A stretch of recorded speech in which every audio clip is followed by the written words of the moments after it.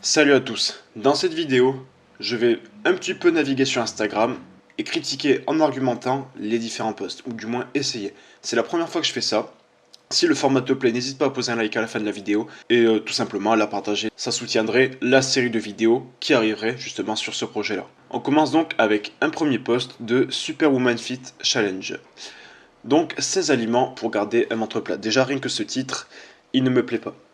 Donc on peut voir le melon, le poulet, la mangue, le citron, la pastèque, enfin bref, tu sais lire, je te laisse regarder. Et première chose à savoir, c'est que un ventre plat, c'est quoi? Un ventre plat, c'est un ventre où tu as peu de masse grasse, mais c'est aussi un ventre où t'as un bon transverse, tu vois, surtout chez les femmes, parce que là je vois que c'est une page adressée aux femmes, avec un transverse renforcé plus un taux de masse grasse bas, tu as un ventre plat. Et pour avoir un ventre plat, comme je l'ai dit, il faut perdre du gras. Et c'est pas en mangeant des légumes et je vois du poulet et du thé vert qu'on perd du poids, tu vois. Perdre du poids, c'est tout simple. Tu manges moins de calories que ce que ton corps a besoin. Ça s'arrête là. Pas besoin de boire du jus de citron à jeun le matin ou boire du thé vert. 1000 calories de déficit, c'est 1000 calories de déficit. C'est tout. Ensuite, on va prendre un autre post. Comment vaincre le grignotage et éviter de prendre du poids durant le confinement? Mince, j'ai switché. Voici mon plan de bataille en 7 points. Bien s'hydrater tout au long de la journée. Oui. Alors, tu élimines les toxines et tu stimules ton métabolisme? Non. Tout simplement parce que éliminer les toxines, si tu as besoin d'éliminer les toxines, ben, je suis désolé, mais tu as besoin d'aller voir un docteur. Les toxines, ça s'élimine automatiquement en brûlant du gras. Et tu stimules ton métabolisme, euh, pas en buvant de l'eau. Du moins, pas à ma connaissance. Ça serait totalement illogique d'un point de vue scientifique. D'ailleurs, j'ai pas précisé, mais c'est de elle mange tiré du bassin. Ensuite, deuxième point, fractionne tes repas en faisant trois principaux et en incluant deux collations saines en matinée et au goûter. Ça aussi, ça stimule ton métabolisme et ton appétit sera mieux régulé. Alors, ton appétit sera mieux régulé, oui et non, parce que oui, t'auras pas faim, mais bah, ton système digestif, il est jamais au repos, tu vois. Ça peut être une bonne idée sur le court terme, mais sur le long terme, à éviter, quoi. Et stimule le métabolisme, encore une fois, pas vraiment. Ton métabolisme, en général, les adaptations métaboliques, elles se font proportionnellement au poids que tu prends ou au poids que tu perds. Après, il faut savoir aussi qu'en général, un mec qui a un métabolisme qui chute, entre guillemets, assez rapidement suite à une perte de poids, ça sera pour lui plus dur d'augmenter son métabolisme. En gros, en général, on a plus de facilité à prendre qu'à perdre ou inversement. 3. Tenir un journal de bord alimentaire, tu noteras ce que tu manges, l'horaire et les états émotionnels, ça t'aidera à garder le contrôle. Oui, très bien ça, c'est très bien. 4. En cas d'envie pressante de sucre ou d'un besoin de manger tes émotions, c'est le moment d'utiliser ton joker, passer un coup de fil ou un ami. Blague à part, ça marche. Euh, j'ai pas trop compris, si j'ai bien compris, en gros c'est passer un coup de fil dans le sens où distrais-toi. Alors oui, c'est une très bonne idée. Moi, quand j'avais faim avant, c'est que je faisais rien de mes journées. Donc forcément, j'avais tout le temps faim. Donc si t'as rien à faire, si t'as faim et que t'as rien à faire, trouve une occupation. Commence à entreprendre, à créer du contenu, etc., etc. Et cetera. Et tu verras que la faim va vite être oubliée. 5. Définir dans la semaine un repas où tu te fais un vrai kiff, non pas de manière compulsive, mais plutôt dans le but de déguster, savourer, avec plaisir. Alors ça, c'est que mon avis personnel, mais je suis pas trop pour le cheat meal. Moi, je suis plus d'avis où tu vas te faire plaisir plus régulièrement, mais juste un petit plaisir, tu vois. T'as envie de te manger une chocolatine le matin, ben voilà, tu te la manges, tu vois, ça rentre dans ton total calorique, et qu'à côté t'apportes les bons nutriments à ton corps, bon ben voilà, c'est un petit plaisir, ça fait pas de mal. Alors qu'un gros cheat meal, moi, enfin après c'est personnel, encore une fois, c'est pas un avis scientifique, mais moi si je me tape un cheat meal, je fais péter 10 000 calories, tu vois, facilement, donc je suis un sacré bouffeur. Ensuite, le numéro 6, maintenir une activité physique, ce que tu veux, et oui, la marche ça compte si c'est 30 minutes minimum. Totalement d'accord. 7. Privilégier des aliments riches en fibres, les aliments sains. En gros, si tu sais que le paquet de chips, il t'appelle constamment et qu'une fois que tu as commencé, ben, il faut bien que tu le termines, c'est mieux d'oublier. Pas de chips lors de tes prochaines courses, c'est radical, je sais, mais c'est pour ton bien. Totalement d'accord. Privilégier des aliments riches en fibres, pas forcément. Des aliments sains, il n'y a pas des aliments qui sont sains et des aliments qui sont pas sains.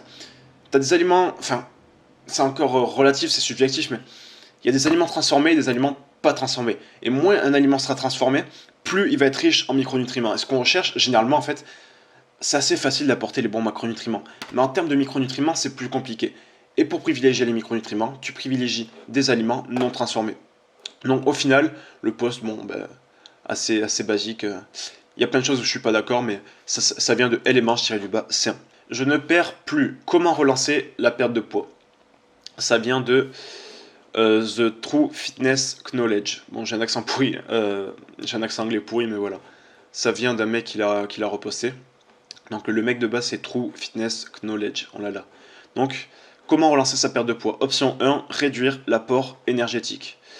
Option 2, augmenter la dépense énergétique. Option 3, insérer une semaine de pause. PS, ces options doivent évidemment être réfléchies et bien mûries afin d'atteindre l'objectif désiré.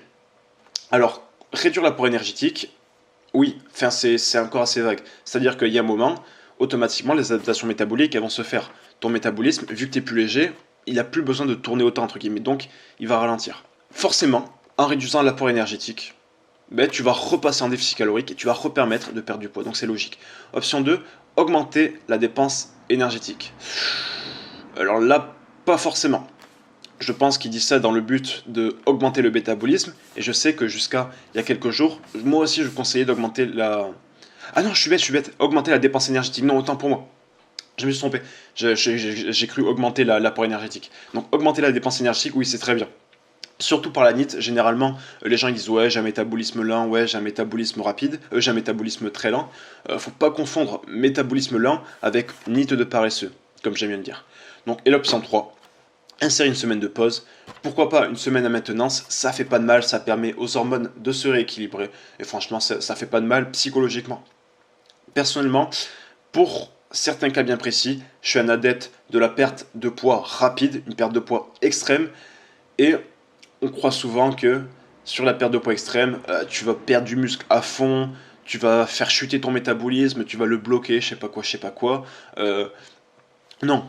Si tu- Moi, je suis capable de te faire perdre 1 kg, voire 1,5 kg par semaine. Ça fait beaucoup, je sais. Mais c'est totalement possible. Je sais que là, tu es en train de te dire, ouais, c'est un charlatan, il va me vendre un truc. Non, c'est totalement possible, ça a été prouvé scientifiquement.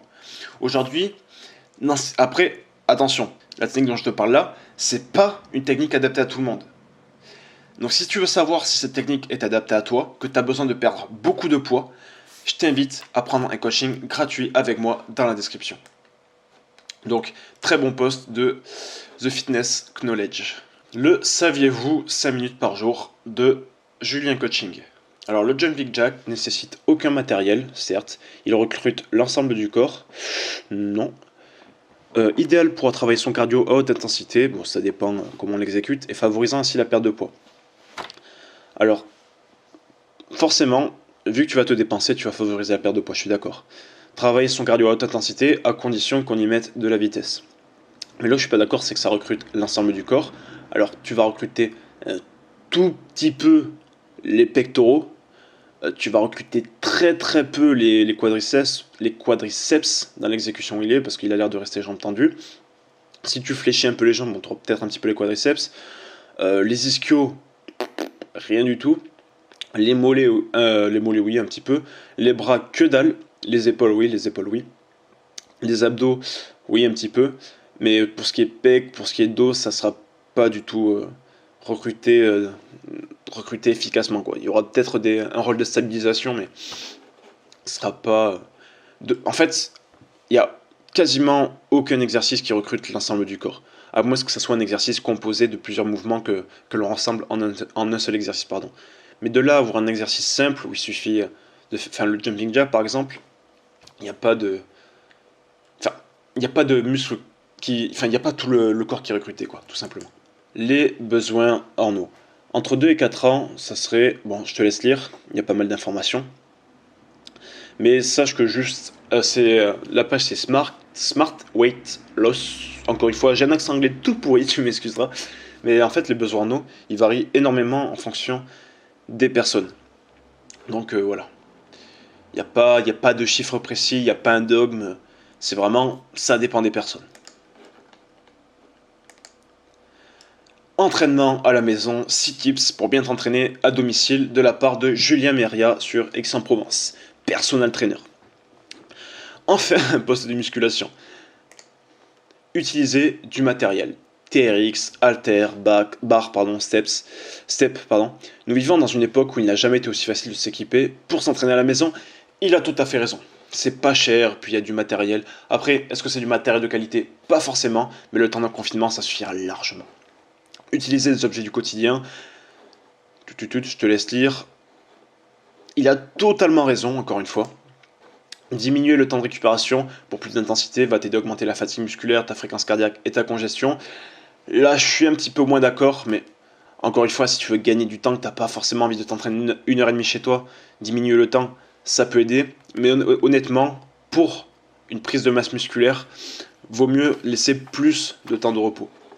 Mais bon, après, si c'est juste histoire de garder sa masse musculaire, pourquoi pas.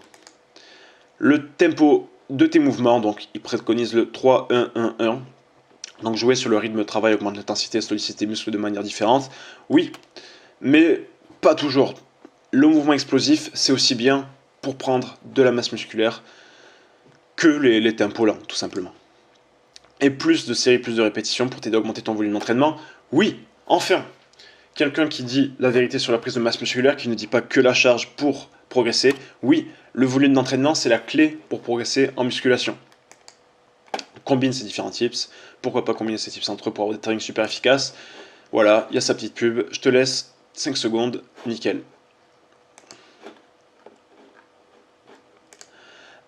Aliments coupe ferme, la banane, la pomme, les amandes, le fromage blanc, les flocons d'avoine, le chocolat noir. Oui, tout simplement. Je te mets un petit peu la pub. David Day Fit Coaching. Ça me dit un truc, je crois que je connais. C'est pas le mec qui compare les aliments? Non, peut-être pas. Enfin bref. Voilà, Day Fit Coaching, pourquoi pas. Fruits ou chocolat. 100 grammes dans les deux cas. Attends, pourquoi ça s'appelle 100 grammes? Les secrets du poids. Inférieur au rocher, 75 kcal. Les deux ils font 100 grammes, c'est ça? Bon, peu importe, je sais pas. Mais dans tous les cas, un Ferrero, ça semble être le même quantité de calories que le raisin. Donc, pour la perte de poids, peu importe lequel des deux tu manges. Dans tous les cas, tu auras le même effet. Après, en termes de santé, évidemment, je privilégie 100 fois le raisin pour ses micronutriments. Et c'était un post de, je sais pas si je l'ai dit, mais les secrets de la perte de poids.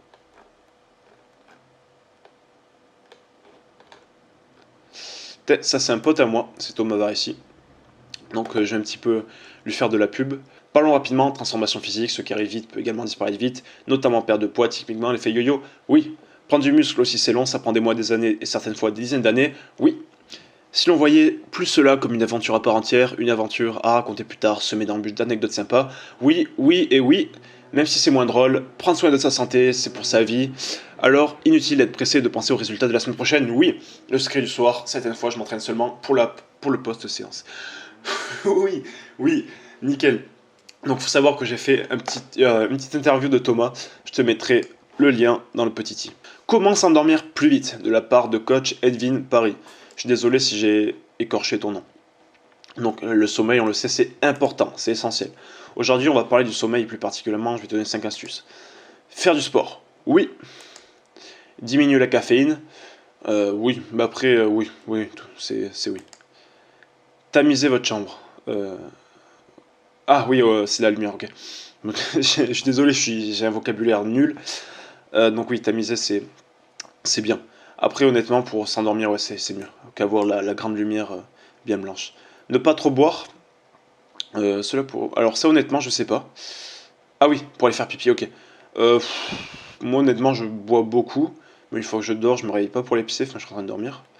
Donc, je sais pas, honnêtement. Se coucher à des heures fixes. Oui. Ok, c'est un bon poste. J'ai appris des trucs. Ça aussi, c'est un pote à moi, pardon, c'est Charlie-EVT. Et je vais analyser son post. Ce qui pompe ton énergie. La sédentarité. Oui, oui et oui. La sédentarité, tu te sens mais comme un légume. Faire passer ta journée devant Netflix, surtout en confinement, c'est la pire chose à faire. T'as une NEET de merde. Manque de sommeil, encore une fois, oui, fois 1000. Le sommeil, c'est essentiel, on n'en parle pas assez. Trop d'alcool, oui, mais fois 100 000. Il a totalement raison. L'alcool, ça détruit la masse musculaire et ça favorise le stockage de la graisse. Trop de stress, encore une fois, oui. C'est lié au cortisol. Le cortisol, je te mets le petit i si tu veux voir ma vidéo sur le cortisol. La nourriture transformée, en fait, c'est très peu riche en micronutriments. Donc très bon post de Charlie. N'hésitez pas à aller vous abonner à son Instagram. Il s'est fixé un challenge de 1 mois pour atteindre les 10 000 abonnés. Ah non, mince, hop. Bah voilà, je suis abonné du coup. Il a 3127 abonnés. Ah oui, d'ailleurs, moi aussi j'ai un Instagram. Vous pouvez le retrouver en description, mais honnêtement, je ne suis pas hyper actif. Perdre du gras d'une zone cible de Super Wallfit, encore une fois. Alors, je vais d'abord le préciser avant de faire d'analyser ce post. Évidemment, j'analyse les posts les plus populaires parce que je suis dans les catégories les plus populaires de chaque hashtag. Donc, forcément, les petits comptes, ils vont pas être trouvés. Donc, si tu veux un petit peu que je te fasse de la pub pour ton compte Instagram, que tu tiens un compte Instagram sur le fitness, parce que si tu tiens un compte Instagram sur les voitures, ben, je vais pas en faire une analyse. Donc, si tu tiens un compte Instagram sur la perte de poids, sur la prise de masse musculaire, sur la musculation, et que tu veux passer en vidéo, je t'invite à m'envoyer ton Instagram en commentaire. Donc, perte de gras d'une zone cible, affiner la poitrine, déficit calorique, alimentation saine, activité régulière. Ok, tout simplement, oui. Donc voilà, ben, en gros, ce qu'il explique, c'est que pour affiner les zones, peu importe ce que. Je crois qu'il a écrit des. Ouais, il s'est trompé, il a écrit déficit ici. C'est vrai qu'il a fait copier-coller, il est malin. Non, mais dans tous les cas, ce qu'il veut expliquer, c'est que peu importe là où tu veux perdre du poids, là, si tu veux perdre du poids, déficit calorique, alimentation saine, activité régulière. Point. Très bon post de Wallfit. Ah, le fameux Dave Fit. Voilà, donc c'est bien lui. J'avais pas vu le mec en fond d'écran. Donc Cruelly vs Jordans. Alors moi ce que j'aime, en fait c'est très bien, hein. Ils sont très bien ces posts, mais ce que j'aime pas trop c'est qu'ils comparent deux produits exactement pareils, tu vois. Enfin, je trouve ça un peu dommage. Après forcément, ça fait des années qu'il fait ça, mais ou des mois, j'en sais rien, je le suis pas, mais ah si je le suis, autant pour moi. Mais voilà, c'est un peu dommage quoi, de comparer deux produits quasiment similaires. Donc, tac, il compare les compositions. Cruelly contient moins de calories. Ouais, enfin, ça se joue à 8 calories près, donc c'est les mêmes, il n'y a pas de moins de calories. Un peu plus de graisse, mais beaucoup moins de saturés. Faut savoir que les saturés ne sont pas à éviter, donc voilà. Moins de glucides, moins de sucre, plus de fibres, plus de protéines, plus de sel. Il s'en sort mieux sur les macros. Jordan contient 10% de céréales complètes en plus, du vrai chocolat avec de la pâte et du beurre de cacao, contrairement à Crust qui contient juste du cacao, nana. Bon, peu importe, en gros, il détaille un petit peu, pas des trucs inutiles, mais bon, c'est des trucs assez subtils et il n'y a pas forcément à batailler, quoi. Tu prends celui qui a le meilleur goût et tu t'embêtes pas à te détailler à ce point. Bon, voilà, le post Herbalife, je vais pas détailler mon avis là-dessus, hein. Le régime cétogène. On m'a déjà demandé pourquoi je trouvais que le régime cétogène c'était pas terrible. Donc ça vient de Nutri.fr, on va voir ce qu'il en pense. Le régime cétogène, ou céto pour faire court, est un régime faible en glucides et riche en graisses saines qui engendre un état métabolique du corps appelé cétose. Donc c'est-à-dire transformer les substrats en glucides, vu qu'on n'apporte pas de glucides. Mais il offre de nombreux avantages pour la santé, un gain d'énergie, une importante perte de poids, aider à lutter contre le cancer, réduction du taux d'insuline, réduction de l'hyperglycémie, propriétés neuroprotectrices. Gain d'énergie, non. Enfin, c'est infondé scientifiquement, je peux pas l'argumenter pourquoi c'est non, mais c'est infondé scientifiquement le gain d'énergie. Une importante perte de poids, non. 2000 kcal de déficit avec ou sans glucides, c'est 2000 kcal de déficit, ça apporte la même perte de poids, donc non, je suis pas d'accord. Aide à lutter contre le cancer, c'est pas parce que tu manges moins de glucides que tu vas lutter contre le cancer. Enfin, il n'y a aucun rapport. Si tu veux lutter contre le cancer, il faut avoir un environnement sain, faut faire du sport, il faut dormir correctement, il faut manger de bons aliments, il faut avoir une alimentation saine. Une réduction du taux de l'insuline, bon l'insuline donc qui sert à réguler la glycémie. Il faut savoir que la glycémie, elle n'augmente pas qu'avec le sucre, elle augmente à partir du moment où tu as une grosse quantité d'énergie. Donc c'est infondé. Une réduction de l'hyperglycémie. Alors encore une fois, si tu bouffes beaucoup, je peux t'assurer que ta glycémie elle va exploser, donc il n'y a aucun rapport. Et des propriétés neuroprotectrices, ça je sais pas ce que c'est honnêtement. Donc je suis pas d'accord avec ce post qui met en avant le régime cétogène. Les glucides, les gars, c'est la vie. Je vais en revenir sur ce post. Pourquoi on dit que les glucides c'est pas nécessaire? En fait, ils ont montré que tu peux survivre sans manger de protéines sans manger de glucides. C'est-à-dire qu'ils ont fait une constatation, c'est qu'il y a des mecs qui ont survécu en mangeant rien que de la viande et du poisson, tu vois. Donc forcément que des protéines et des lipides. Mais les mecs, ils étaient tout fins, ils étaient tout gringalés, tu vois. Mais c'est pas parce que tu peux survivre qu'avec ces deux macronutriments que les glucides sont pas nécessaires. Forcément, ils sont pas nécessaires à la survie. Mais comme le sport n'est pas nécessaire à la survie, tu vois. Mais forcément, tu vas vivre moins longtemps, tu vois ce que je veux dire. C'est pas parce que ça te fait survivre que c'est pas indispensable. Au contraire, les glucides, c'est indispensable. C'est la source d'énergie principale même du corps. C'est juste, les glucides, c'est la vie, comme j'aime dire. Ensuite, nutrition poids, encore une fois. Le HIIT, c'est quoi? L'entraînement fractionné de haute intensité, de l'anglais High Intensity Interval Training, donc encore une fois, j'ai un accent anglais formidable, est un mode d'entraînement fractionné qui alterne des exercices de forte intensité avec des périodes de récupération, d'exercices plus modérés avec de nombreux bienfaits. Oui, d'accord pour la définition. Aide à perdre du gras, pas de façon significative, et pas vraiment. À partir du moment où tu as un déficit calorique, tu as un déficit calorique. C'est ce déficit qui permet de perdre du gras, c'est tout. Brûle un max de calories. Oui, forcément, enfin, tu fais beaucoup d'efforts, donc forcément, ça nécessite de l'énergie. Donc, oui, tu utilises de l'énergie. Permet de prendre du muscle. Pas forcément autant que la musculation, mais oui, enfin, ça reste de l'activité physique, donc oui. Améliore la consommation d'oxygène VO2 max. Oui. Alors déjà, je préfère ce post de Nutrition Pro FR que celui sur la cétogène. Retrouver une relation saine avec la nourriture. Pardon. Donc ça doit être lié un petit peu aux troubles de comportement alimentaire. Donc la personne c'est Flamendra. Donc ça va prendre plus de temps que ce que tu pensais. Oui, logique. Tu vas parfois te dire que tu n'y arriveras jamais. Oui, comme dans tous les projets. Moi personnellement, j'ai travaillé 2 ans sur ma chaîne YouTube et je pensais jamais en vivre un jour. Et là, je commence à en vivre après 2 ans. Donc, et pourtant, je croyais que j'y arriverais jamais, tu vois. Et tu vas parfois retomber dans tes rituels et culpabiliser. Oui, c'est vrai. Surtout, n'abandonne jamais. Il n'y a pas de réussite sans erreur, sans difficulté. Il n'y a pas de réussite du premier coup. Tu peux le faire et tu vas le faire. Oui, Flamendra, 100% d'accord avec ton poste. Il est génial. Le régime acide base. Mon Dieu. Les régimes. C'est quoi cette connerie encore? On va voir. La meilleure pharmacie du monde se trouve dans notre assiette. C'est l'idée incroyable du régime acide base. Il s'agit d'un régime anti-inflammatoire ayant pour but de nettoyer le corps dans son ensemble. Les aliments sont évalués en fonction de leur pH. Un aliment ayant un pH de 7 ou plus est considéré comme basifiant, et s'il est inférieur à 7, c'est un aliment acidifiant. Ce mauvais équilibre acide-base est sujet à plus de fatigue, plus de problèmes de digestion, d'hypertension et de prise de poids. Un pH compris entre 7,5 et 9 est idéal pour un organisme en bonne santé. C'est n'importe quoi. Je crois que c'est aussi le régime alcalin, ça s'appelle. Non, c'est totalement de la merde. Les arguments, je te les ferai dans une prochaine vidéo, dans le sens où je vais faire une vidéo vraiment où je vais détruire les régimes un par un parce que ça commence à me casser les couilles. Bon, là, je viens de me faire démonétiser, mais peu importe. Ça me casse les couilles entre les régimes acide-base, entre les régimes cétogènes, les régimes végétariens. Enfin, ça commence vraiment à me faire chier. Donc, je ferai une vidéo à part entière sur le régime acide-base parce que je pourrais pousser un coup de gueule pendant une demi-heure. La fin d'un mythe, la graisse et le muscle. La graisse se transforme-t-elle en muscle? Non, c'est impossible. Totalement d'accord. Les cellules graisseuses et les cellules musculaires sont différentes et donc aucune mutation ne peut s'opérer entre les deux. Pardon. Le muscle pèse plus lourd que le gras. Non, c'est impossible.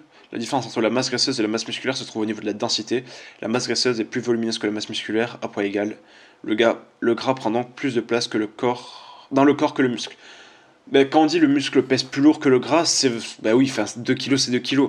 Mais c'est partiellement vrai dans le sens où ça a une plus grosse masse volumique, tu vois.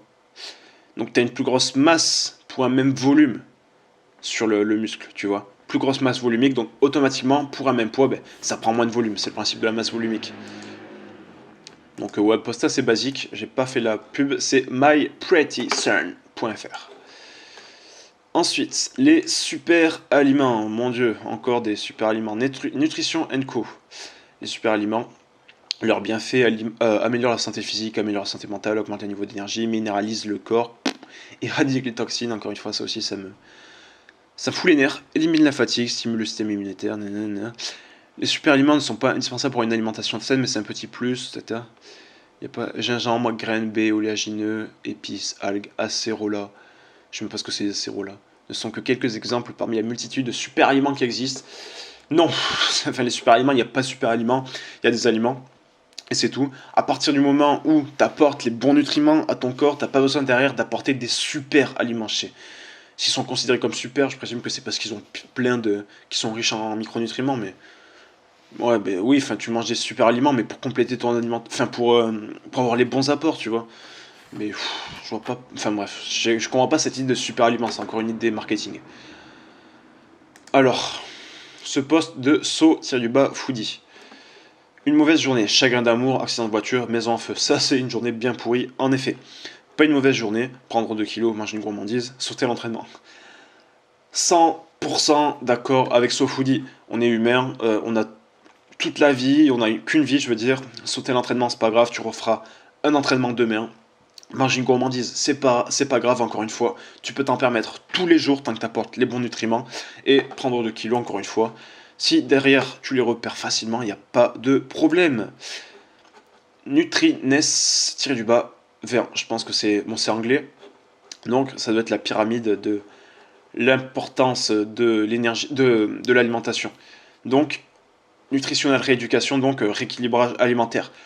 Oui, c'est tout en bas de la pyramide et c'est tout à fait compréhensible parce qu'à partir du moment où tu sais manger, tout le reste va en découler. Si tu ne sais pas manger, tout le reste ne pourra pas en découler, donc c'est totalement normal. Énergie, balance, donc c'est-à-dire déficit calorique si tu veux perdre du poids, surplus calorique pour en prendre et balance et maintenance pour rester équilibré. Donc oui, totalement d'accord. C'est la base. Si tu veux perdre du poids, t'as beau avoir les bons macros, t'as beau avoir les bons micros, t'arriveras pas à perdre du poids. Ensuite, les macronutriments, bien évidemment, qui découlent de tes apports en calories. Les micronutriments qui sont, moi je les mettrai au même niveau que les macronutriments, mais les micronutriments qui sont également essentiels aux échanges métaboliques dans le corps, à tous les échanges chimiques. Avoir un bon environnement nutritif dans le corps, c'est extrêmement important. Nutrient frequency, ah oui, la fréquence de bouffe, la fréquence de repas. Donc ça, il n'y a pas forcément d'importance honnêtement. Et les suppléments, moi personnellement, je l'aurais mis avant la fréquence de repas. Donc les suppléments, franchement, c'est pas du tout indispensable à partir du moment où tu as les bons micros et les bons macros. Donc très bon poste de Nutrines. Vous pouvez craquer et être toujours en déficit calorique. Donc c'est le fameux principe comment ça s'appelle, du cheat meal. Donc c'est de fit case. Donc calories ingérées contre les jours de la semaine.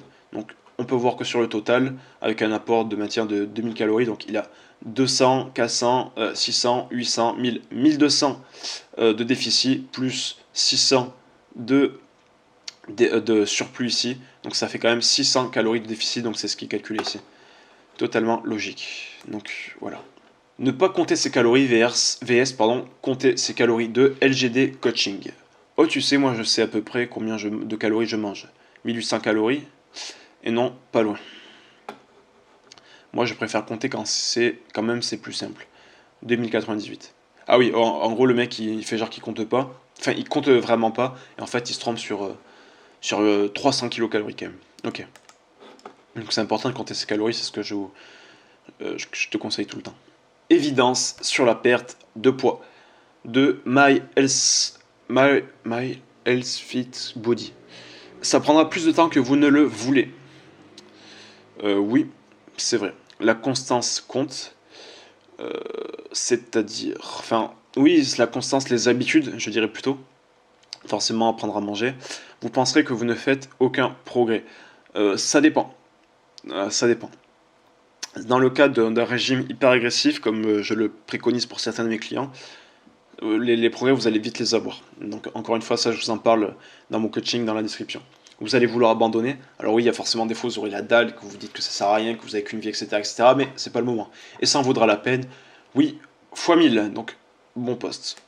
6 avantages à arrêter le sucre dès maintenant de DTR-du-bas Sistas. Je sens que je vais pas aimer ce poste. Meilleure humeur. Les études montrent qu'un haut niveau de sucre augmente le risque de dépression, d'anxiété, dû à une augmentation rapide d'adrénaline. Je vois pas de quelle étude elle parle. Enfin, si, c'est une femme. Parce que j'ai regardé beaucoup d'études et honnêtement, je n'ai jamais vu cette étude sur le sucre. Mais soit. Enfin, je suis peut-être passé sur l'étude, mais comme il y avait des échantillons un peu pourris, en mode c'était que des diabétiques. Enfin bref. Meilleure humeur, bon, je pense pas. Déjà, dans tous les cas, arrêter le sucre, c'est une connerie, comme j'expliquais, par rapport au régime cétogène. Meilleure peau, Après, mais quand on parle du sucre, c'est peut-être le sucre blanc. Bon, bref, peu importe. Meilleure peau, beaucoup de sucre dégrade la qualité de votre peau en augmentant le risque de vieillissement prématuré, d'acné, de rides et de psoriasis. Je ne sais pas, franchement ça va super loin, juste pour du sucre, donc je pense pas honnêtement. À moins de bouffer un sac de sucre par jour, je vois pas en quoi ça causerait tous ces dégâts. Réduction du risque de maladie. Le sucre augmente le risque de maladies telles que le diabète et plusieurs cancers, du sein, des ovaires, de la prostate. Alors non, c'est pas le sucre qui augmente le risque de maladies telles que le diabète et plusieurs cancers, c'est l'excès de sucre, tu vois. Tout comme l'excès de protéines peut entraîner des problèmes, tout comme l'excès de lipides peut entraîner des problèmes, tout comme l'excès de vitamines peut entraîner des problèmes, tout comme l'excès de minéraux peut entraîner des problèmes. Rien n'est poison, tout est poison. C'est la dose qui fait le poison. Je l'ai déjà expliqué dans la vidéo sur l'aspartame. Ensuite, renforcement du système immunitaire. Le sucre affaiblit votre système immunitaire contre les virus et les infections en réduisant la puissance de vos globules blancs. Selon les études, cela réduirait votre système immunitaire de 75%. Quelles études? Pour quelle quantité de sucre? C'est ça qui m'énerve avec ce genre de post, c'est que ils te disent selon les études, mais ils te balancent comme ça des chiffres au hasard, tu vois. Moi, dans mes vidéos, honnêtement, je balance jamais d'études.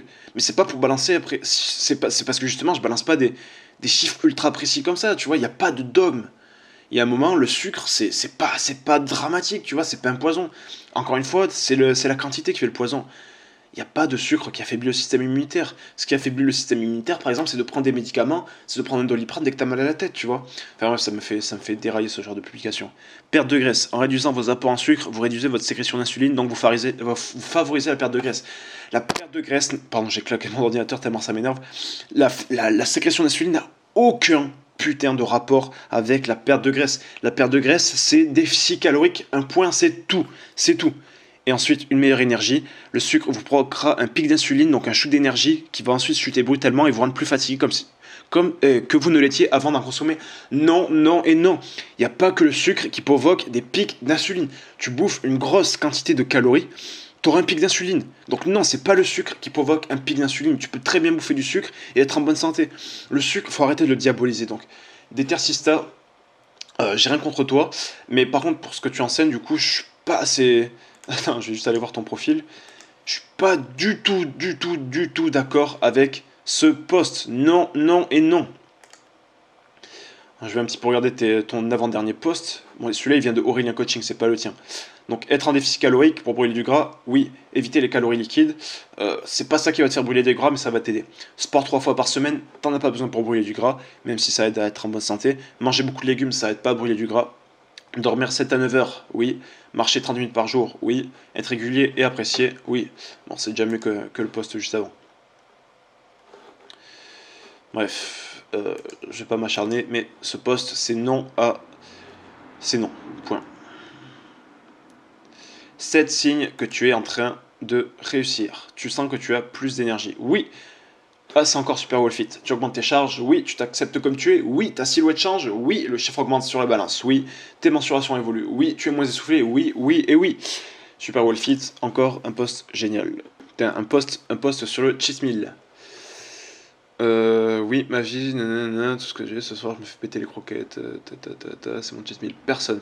Alors pourquoi intégrer ce genre de truc dans un programme où justement tu dois perdre du poids pour accélérer le processus, pour être moins frustré, allô la terre?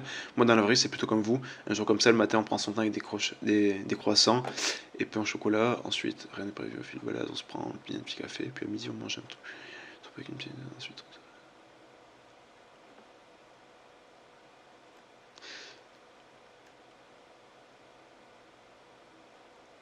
ok, ben elle a exactement le même avis que moi si j'ai bien compris. Je te laisse un petit peu lire par toi-même. En gros, ce qu'elle explique, c'est qu'il n'y a pas de cheat meal ou de cheat day. Elle se fait plaisir quand elle veut. À partir du moment où ça rentre dans ses nutriments, c'est bon. C'est ça. C'est exactement cette vision que j'ai du cheat meal et du cheat day en général. Donc, Kat Lyon Nutrition, c'est 100% d'accord avec toi. Donc, je pense qu'on va arrêter avec un dernier post. Le cycle du régime. Faire un régime, perturber son équilibre interne. Non. Enfin, non. Enfin, régime, en fait, c'est. Je sais pas ce qu'ils entendent par régime. On va partir du principe qu'ils disent régime de merde, en mode régime alcalin ou un truc de base comme ça, tu vois. Enfin, régime, perturber son équilibre interne, oui. Ralentir son métabolisme, non. J'en ai marre, ça sert à rien. Oui. Pour prendre du poids, oui, mais ralentir son métabolisme. En fait, les adaptations métaboliques, elles se font simplement en fonction de la perte de poids perdu. Donc non, je suis pas d'accord. Mais sinon, ça reste un bon poste. Allez, un petit dernier pour la route. Et si, avant d'avoir des avis tranchés sur le gluten, les acides gras saturés et les sucres, on comprenait véritablement apprendre et comprendre les bases de la nutrition, 100% oui, avec physique homme. Bon allez, j'ai envie de m'en faire un petit dernier encore une fois. Comment perdre du poids de Jiang Coaching. Ce que les gens font, ils font un tiers de cardio, un tiers de jus détox et un tiers de fat burner. Ma hantise. Ce que tu dois faire, 25% d'entraînement physique, 25% de récupération, 50% de nutrition. Oui, même que tu pourrais perdre du poids qu'avec 100% de nutrition. Mais, pardon, j'ai fait claquer ma chaise, c'est un très bon poste. Allez, encore un petit dernier. Un petit dernier. Allez, aliments faibles en calories pour 100 grammes. Ouais, bon, ça reste les légumes et les fruits. C'est normal qu'ils soient faibles en calories, puisqu'ils ne contiennent pas de macronutriments, ou très peu, que des glucides. Donc voilà, j'espère que cette petite vidéo t'aura aidé et qu'elle t'aura plu. Encore une fois, si tu as besoin d'un coaching avec moi, ça se passe sur ce lien ici que tu vas retrouver dans la description. Donc tu auras exactement ce lien. Ici, tu vas te retrouver sur mon appel gratuit, donc uniquement pour les hommes qui souhaitent changer, qui sont réellement motivés. 20 minutes avec moi pour identifier tes besoins, tes attentes, tes objectifs afin de trouver la solution la plus adaptée pour te rendre à l'aise dans ton corps, te faire te sentir bien dans ta peau et te sculpter un corps plus athlétique. Donc tu prends n'importe quel jour, par exemple, on va dire que tu es dispo le lundi 16 novembre, tu choisis une heure ici, par exemple, tu réserves à 15h40, confirmé, et tu auras juste à me donner ton numéro de téléphone pour que je puisse t'appeler, donc c'est normal, c'est un appel gratuit.